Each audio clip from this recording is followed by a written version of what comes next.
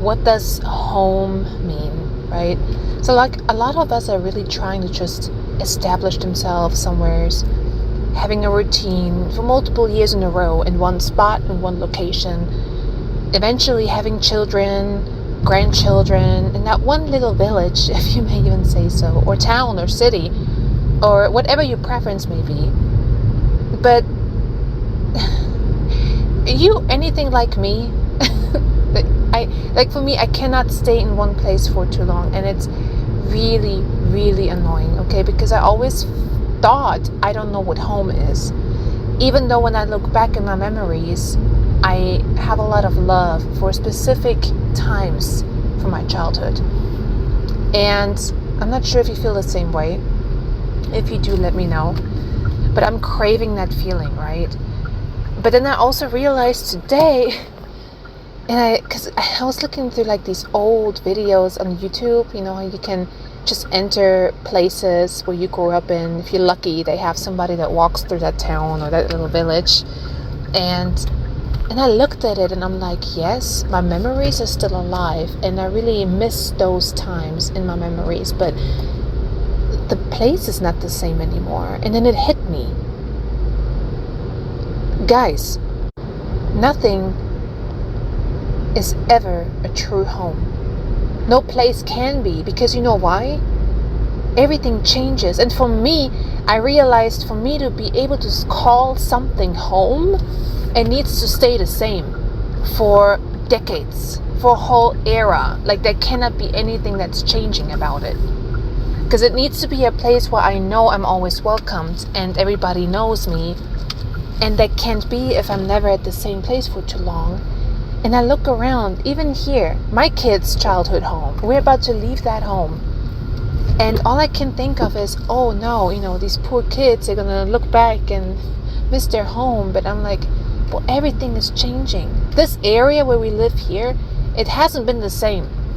Like, we moved in 2021. It's 2026 now. And so much has changed. And even the people that live here and even grew up here, they told me this used to be a country road, 380. Okay?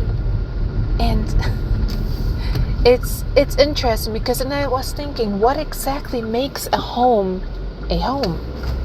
If it's not the surroundings, is it the traditions that are being carried on? Is it the family? And if so, if it's the family, then you will have to give a lot of sacrifice to call a place your home. Are you willing to do that? Because I'm sure as hell am not.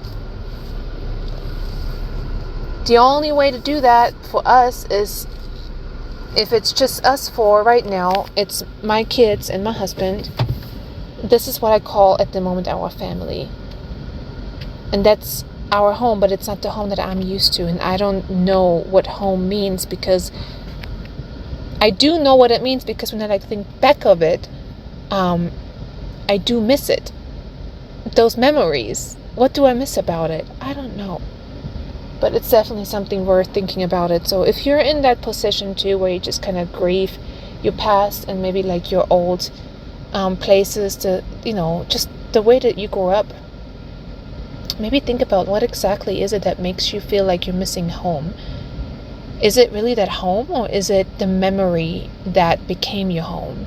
That's my question, really. Okay, I just came back from Walmart and I picked up my little sour grapes, my frozen sour grapes. I love those. And I think I thought about that topic I just told you about, and I just, thought about, I think that our thoughts are our home. Because if you think about it, imagine, you think of a home cooked meal, or a certain time of your life, a certain era of your life, a certain phase of your life, certain people of your life. They all belong to the past, most of them. And the past lives on in our memory. So really, maybe this is our home, our true home. And this is why you could make your home anywhere, and it doesn't have to feel like what you think home is supposed to feel like, because it is. You always have your home with you.